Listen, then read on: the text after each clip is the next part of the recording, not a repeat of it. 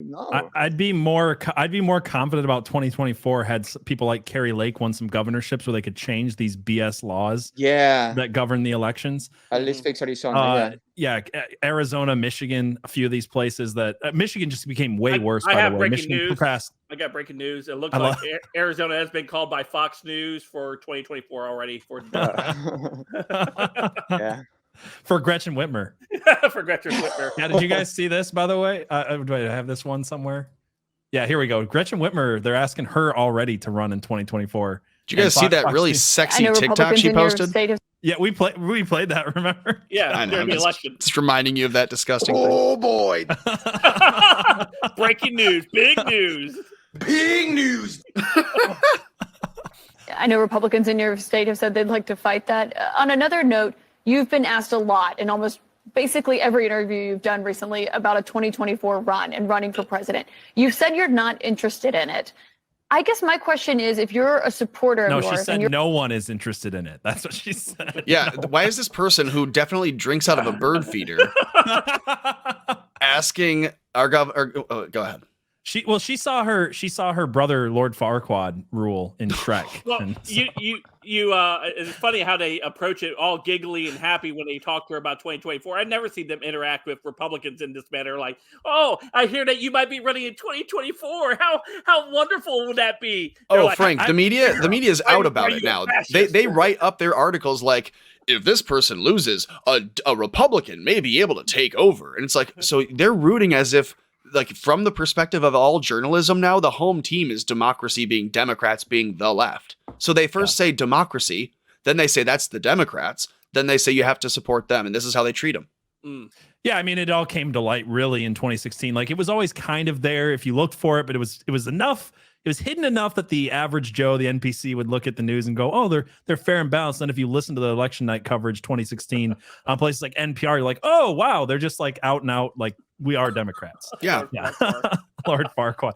Tell me she does not look like Lord Farquaad. Hold on, let's play.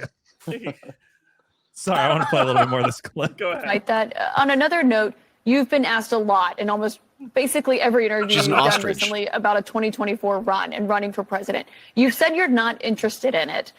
I guess my question is, if you're a supporter of yours and you're someone who doesn't live in Michigan but is national and wants to see you run, what is the argument for you not running for president? Dead grandparents. You know, I literally 8 days ago got elected to a second 4-year term. This is, the state that I've always called home. I love the state of Michigan. I am so grateful to be the governor of the state of Michigan. I've got a big task ahead of me, and that's where I'm going to put 100% of my focus for now. I do think that it's flattering that people continue to ask, but I got a big job that I was just hired to do for 4 more years, and that's where I'm going to stay focused. Selected to do. Okay. Thank you, Governor. For now, she acts as if she actually won. Yeah. She acts as if she actually won, and she acts as if she's like magnanimous about her answer. Like, I'm always asked, and it's so flattering, but I've been hired to do this job. It's like, yeah, like you said, she was selected. She knows that. So she's got to feel really shitty about saying that she was hired to do this job when everyone knows she cheated. And no one is asking her to do that. She's that ugly girl in high school that's constantly like, yeah, well, I was going to go to prom. Everybody keeps asking me to go to prom, but I've just got other things to do that night. Like, that's her whole answer. Yeah, PJ, if you didn't have an excuse, you wouldn't put, hey, what's your excuse in the premise, which is what the question was. The question is, hey, for your supporters, like donors nationally, who would want to see you run, but they're not in the state, and what's the reason that you wouldn't do it? What can we tell them is the reason they can't pay you to run? And she says, well, I was just hired to do this job in Michigan. And I think that's honestly what this is. Like, if she's asking, what's the reason, what's the reasoning that we can tell the people nationally who like you that are not here in Michigan, why they can't see you running? It's weird. I mean, like I said, dead grandparents, fake FBI scandal. Yeah, how about this? Her state doesn't want her to, so it doesn't matter if the country does. Well, some of you may die, and that's something I'm willing to be okay with.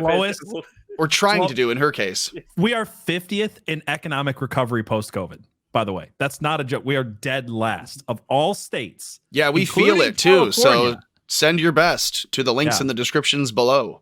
Yeah, the economy really sucks here. So we don't have to play any more of this. She just goes on with like, oh, people are going to ask me to run. So whatever. Yeah, ask I'd Fetterman. rather watch that TikTok of her, honestly. I would rather. Yeah, I'm supporting the Fetterman Biden. Rather live in one of her nursing homes. The no-brainer, guys. Yeah, no-brainer. Fetterman Biden, it's a no-brainer. Someone wrote in the comments earlier. I like that. What was the one? I posted one the other day on our page. I don't think people got it. It was Abrams Beto for 2024. And people were like mad about it. And I was like, no, you don't get it. Like, they are perpetual losers. Like, Yeah, so was Joe everything Biden, they've but ever then he done. got his third one across the finish line. I don't that's think we true. should give the left, who practices this dark magic, any shots at a third Right. chance, because third shot is the charm, and I don't want to give them any more charms.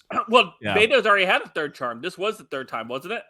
It was at Not for least, the I think high it might have been the office. fourth time. Well, he did try for high office. He didn't make it through the primaries. And he tried for Senate and he tried for governor. And Yeah, that's wasn't there a fourth one? I thought he tried for like dog Shoot, you know, catcher or if something you for combine him someone. with Stacey Abrams, they're putting together like a 12-pack. Right. No, it was just a joke. I was just saying they're perpetual losers, and I yet know, I'm they just teasing you. they get the national spotlight, which is so absurd. Like, is there a single person on the Republican side who is a perpetual loser, who loses every race they've ever tried in, and everybody loves them regardless? I can't think of one. Say that again. Is there someone on the Republican side who has lost every single time they've ever ran for office, and yet they're a darling of the right? The way that Stacey Abrams is the darling of the left, the way that Beto O'Rourke is the darling of the left. They've never won anything, and yet they're just loved by the left for some reason.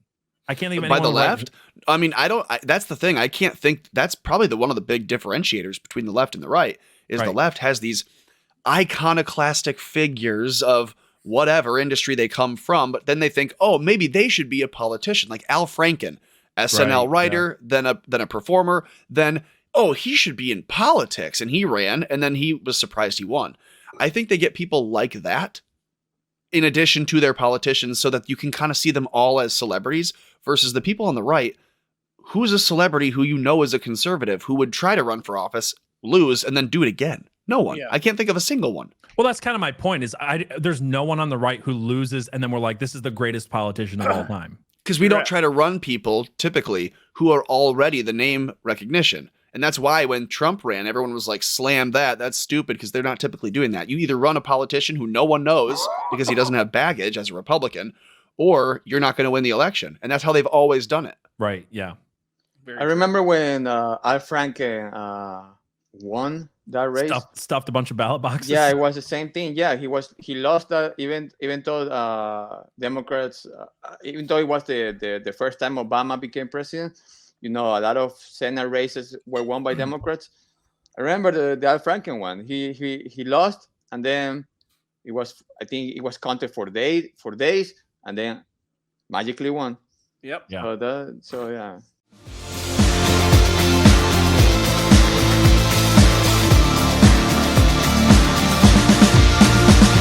Thank you so much for checking out this clip from the Last American Pubcast, the only podcast where everybody knows your name.